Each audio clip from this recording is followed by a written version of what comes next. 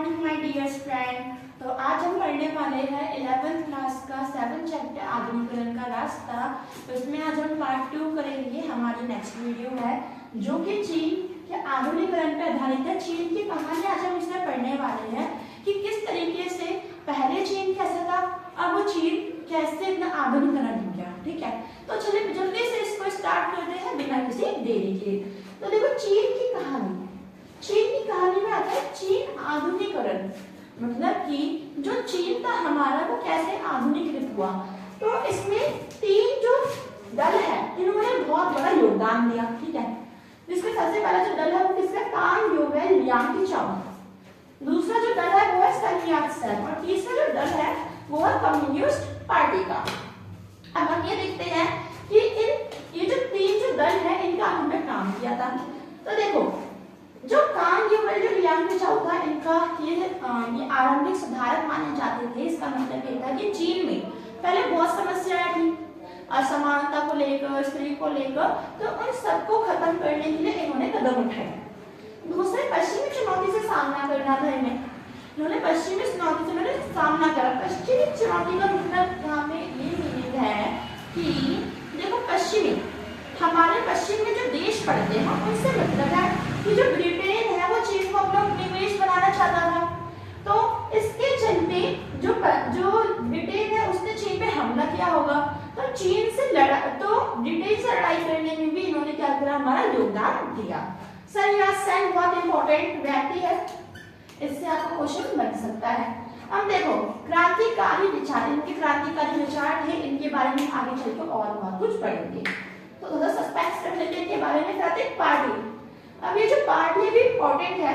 अब इनकी क्या इनका विचारधारा ये था कि असमानता खत्म कर, जो चीन में जो असमानता फैली हुई है, तो चीन है उसमें जाति को लेकर असमानता हो सकती है और उसमें लिंग को लेकर भी असमानता फैली हुई है।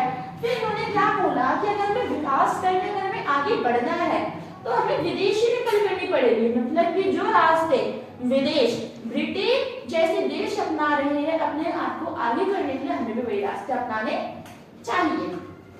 अब चलिए जल्दी से हम इन तीनों दलों के कुछ नाम लेते हैं, ए बी सी। ठीक है, तो हमारा ए कौन है, कांग योवेल लियांग किचाओ। तो देखो ए मैंने कांग योवेल लियांग किचाओ ने क्या करा, तो इन्होंने ना इनके जो काम थे वो था भाई व्यवस्था इन्होंने मजबूत बनाई चीन की, नई विधान पालिका इन्होंने निर्माण करी, संवैधानिक सरकार का भी इन्होंने निर्माण करना चाहा और सेना शिक्षा व्यवस्था बहुत इजी है। सेना के बारे में बच्चों को शिक्षा देना ताकि वो आगे चल के सेना में भर्ती हो सके। और उनका एक काम था कि उन्होंने सोचा था कि उन्हें कभी भी उपनिवेश नहीं बनना, क्योंकि कई देश उपनिवेश माने गुलाम बनकर बहुत ज्यादा नीचे आ चुके, डाउन आ चुके। तो इन्होंने इसमें हमें दो एग्जांपल दिए थे, पोलैंड का क्या था, इंडिया का। इन्होंने बोला था कि आपके पास है कि किसने बोला ये वाक्य, तो इन्होंने क्या बोला था कि जो इंडिया है वो किसी देश से हारा नहीं है, बल्कि वो एक किससे हार गया है, एक कंपनी से हारी, ब्रिटानी कंपनी से। अब आते हैं उस टाइम की यहाँ पे जो सबसे जो प्रमुख जो विचार था वो था कम्युनिस्टवाद। ठीक है, अब ये प्रमुख विचारधारा थी हमारी और उस जमाने की। और इसने किसका फोकस दिया, शिक्षा विकास की। वहां पे क्या होना चाहिए, वहां पे शिक्षा विकास होना चाहिए। अब चलिए जल्दी से नेक्स्ट टॉपिक पे पढ़ते हैं, इसे इरेज कर लेते हैं। अब आइए अब हम यहाँ पे आगे देखते हैं चीन की कहानी में एक और नया मोड़। ठीक है, तो यहाँ पे देखिए आप, हमारे पास है ना कुछ सन दिए हुए हैं। तो इन सनों में हम देखें कि इन सनों में आखिर में हुआ क्या। फिर हम जाएंगे अपने सन यात सेन में, जो कि बहुत ही इंपॉर्टेंट टॉपिक है। 1890 में जो चीन की जो स्टूडेंट है इन्हें पढ़ने के लिए जापान भेजा गया। ठीक है, क्योंकि उस वक्त क्या था कि जापान वो एक आधुनिकीकरण देश था। तो इन्होंने क्या सोचा कि अब हम अपने स्टूडेंट को, हमारे यहाँ जो विद्यार्थी है, अब हम उन्हें विदेशी देशों में भेजेंगे ताकि वो वहां से पढ़कर आए और हमारे देश में वो तकनीकें अपनाए। ठीक है, और इसी के साथ ये जो स्टूडेंट्स, अगर देखें चीन और जापान दोनों की जो लिपि है, जो लिखने की जो लिपि है, जो बोलने चित्र जो लिपि समान है। अब आता है 1905। ये डेट इंपॉर्टेंट है क्योंकि इस डेट में हुआ था अफीम युद्ध। ठीक है, इस डेट में क्या हुआ था, अफीम युद्ध हुआ था, जो कि चाइना वर्सेस ब्रिटेन के बीच हुआ था। अब यहाँ पे हुआ ये था कि जो ब्रिटेन था उसे चाइना को अपना उपनिवेश बनाना था, तो उसने क्या करा, उसने धीरे धीरे करके चाइना के लोगों को अफीम देना स्टार्ट कर दिया ताकि वो लोग नशे में आ जाए और वो लोग फिर ब्रिटेन के अंदर काम करने लग जाए। लेकिन जैसे ही वहां के साम्राज्य है, वाला जो सम्राट है, मांझू साम्राज्य के राजा को पता चला तो इन्होंने यहाँ पे अफीम युद्ध छेड़ दिया। अब अफीम युद्ध में क्या हुआ, यहाँ पे जो मांझू जो साम्राज्य है वो पड़ गया कमजोर।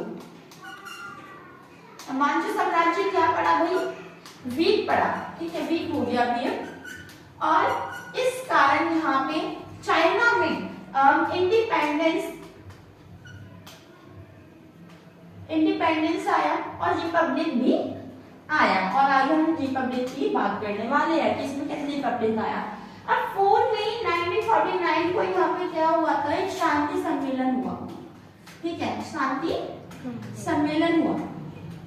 शांति सम्मेलन वाला मैं आपको टॉपिक बाद में बताती हूँ, पहले तो आप एक बार इसे देख लीजिए। अब हम आते हैं सन यात्सेन। चाइना के पहले राष्ट्रपति थे जिन्होंने वहां पे गणतंत्र की स्थापना की। सिंपल सा पॉइंट है। अब क्या है, ये बहुत ज्यादा गरीब थे, गरीब परिवार से थे, उन्होंने डॉक्टरी की पढ़ाई की, लेकिन डॉक्टर बनने के बावजूद भी बहुत टेंशन में थे अपने देश को लेकर। तो आगे चलकर ये क्या हुआ, प्रेसिडेंट बन गए और इन्होंने हमें 3 सिद्धांत दिए। ये सिद्धांत इंपॉर्टेंट है, इसमें से आपको क्वेश्चन आ सकता है कि भाई सन यात्सेन के 3 सिद्धांतों को बताएं। तो यहाँ पे आता है गणतंत्र, राष्ट्रवाद और समाजवाद। ठीक है, अब देखिए इन्होंने क्या बोला कि जो चाइना है अगर उसका विकास है वहां पे क्या होना चाहिए, गणतंत्र होना चाहिए। जो साम्राज्य, जो राजकीय साम्राज्य, उससे उठाकर क्या लाओ भैया, लोगों का साम्राज्य लाओ, गणतंत्र लाओ। फिर उन्होंने बोला कि राष्ट्रवाद होना चाहिए, लोगों के अंदर राष्ट्रवाद की भावना होनी चाहिए, अपने देश के प्रति प्रेम की भावना होनी चाहिए। अगर किसी के अंदर प्रेम की भावना नहीं हो तो वो देश कैसे विकास कर सकता है। ठीक है, फिर आता है समाजवाद, मतलब कि चाइना में पहले ये जो असमानता है, जाति को लेकर गरीबी है, इन सब का खात्मा होना चाहिए। ओके, अब हम जल्दी से आ जाते हैं। अब देखिए हम बात कर रहे थे किस चीज की, शांति सम्मेलन की। वहां पे शांति सम्मेलन हुआ। इस सम्मेलन में ये हुआ था कि एक युद्ध छिड़ा हुआ था जिसमें जो ब्रिटेन है उसके साथ चाइना भी था। ठीक है, अब क्या हुआ, यहाँ पे जो चाइना है वो जीत गया, तो उसे उसका हिस्सा नहीं दिया गया ब्रिटेन के द्वारा। तो यहाँ पे इन्होंने क्या कर दी, क्रांति कर दी। ठीक है, 1919 में इन्होंने 1949 में इन्होंने क्रांति की थी। अब अगर हम आए कि चीन सुधार, मतलब कि क्रांति से पहले चीन में क्या क्या सुधार किए गए, तो यहाँ पे देश वापस लेने एक नारा लगाया गया था जो कि ब्रिटिश के विरुद्ध लगा गया। चीन में बहुत से असमानता है तो उनको खत्म करना था। लेखन की एक कला हो, मतलब कि देखो चीन में ना कई भाषाएं हैं, तो वो क्या कहते हैं कि जो सबकी जो राष्ट्र जो भाषा है वो एक हो, सबके अंदर एक भाषा के प्रति ज्यादा प्रेम हो। ठीक है, और फिर औरत को समानता प्राप्त हो, क्योंकि उस समय में औरत को समानता प्राप्त नहीं थी। इसके बाद उन्होंने क्या बोला कि क्रांति के बाद 4 मई 1949 को शांति सम्मेलन हुआ। इस सम्मेलन में जो ब्रिटेन है, देखो सबसे पहले तो क्या हुआ, यहाँ पे लड़ाई हुई थी 1919 में आसपास, यहाँ पे लड़ाई हुई थी। ठीक है, तो उसमें जो ब्रिटेन है उसमें चाइना जीत गया था, तो ब्रिटेन ने उसको उसका हक नहीं दिया चाइना को। तो उसके बाद चाइना वालों ने क्या करा, उन्होंने अपना आंदोलन स्टार्ट कर दिया, क्रांति स्टार्ट कर दी। उसके बाद कहीं जाके इन्हें वो जमीन 4 मई 1949 को मिली और इसके लिए यहाँ पे क्या हुआ, शांति सम्मेलन हुआ। आई होप कि आपको क्लियर हो गया होगा। ठीक है, अगर हम बात करें कि क्रांति के बाद चीन सुधार में किसने क्या योगदान दिया, तो देखो भाई चीन में 2 पार्टी थी, कुओमिंटांग, इसको हम बोलेंगे एनएनपी पार्टी, और उसके कम्युनिस्ट पार्टी। याद करिए कि हमने पहले 3 दलों का नाम पढ़ा था, उसमें से एक ये भी था। ठीक है, पार्टियों ने मिलकर चीन सुधार करने में अपना सहयोग दिया। अब हम जल्दी से इसको इरेज कर लेते हैं और एक टॉपिक और पढ़ते हैं। अब देखो यहाँ पे एक ना एक चीन में दुखद समाचार आ गया। वो दुखद समाचार ये था कि चाइना के पहले प्रेसिडेंट जो थे उनकी डेथ हो गई। ठीक है, अब इसके बाद एनएलपी पार्टी के जो सदस्य थे जिनका नाम था चियांग काई शेक, इन्होंने इनकी गद्दी संभाली। ठीक है, और इनके द्वारा इन्होंने अपने ये काम करे। अब जल्दी से पढ़ते हैं कि इन्होंने अपने क्या काम करे। तो इन्होंने सैन्य अभियान चलाया। ठीक है, मतलब सैन्य अभियान का मतलब ये है कि ज्यादा ज्यादा जो लोग हैं वो पार्टिसिपेट करें किसमें, सेना में, ताकि इनका देश मजबूत बने। और इन्होंने वर्ल्ड लॉर्ड्स पे इन्होंने अपना नियंत्रण रखा।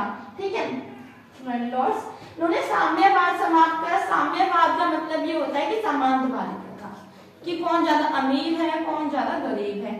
ठीक है, यहाँ पे क्या हुआ, एक दुखद समाचार ये आया कि जो हमारे पहले जो प्रेसिडेंट थे चाइना के, ठीक है, सन यात्सेन की मृत्यु हो गई। तो उसके बाद उनकी जो गद्दी है वो संभाली जिसने चियांग काई शेक ने, जो कि एनएलपी पार्टी के लीडर थे। अब इन्होंने क्या किया, इन्होंने सैन्य अभियान चलवाया भैया, वॉरलॉर्ड्स पे इन्होंने अपना नियंत्रण रखा, साम्यवाद इन्होंने समाप्त करा, मतलब कि साम्यवादी जो रीति रिवाज थे।